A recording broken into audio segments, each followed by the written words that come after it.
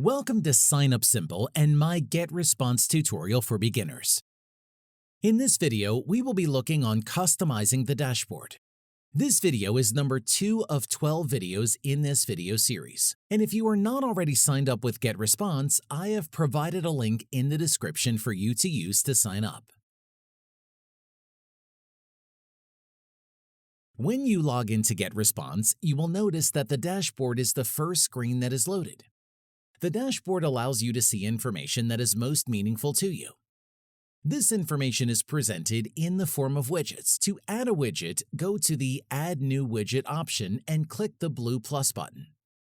You will see that GetResponse provides a number of widgets. Select the desired widget. In my case, I'm going to select the list size, sign up source,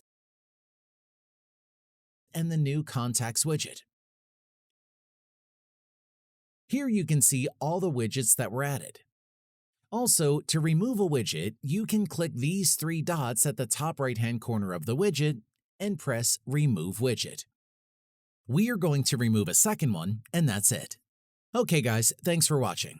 If you are not already signed up with GetResponse, then I have the link in the description. Also, the next video should appear in front of your screen here. See you in the next video.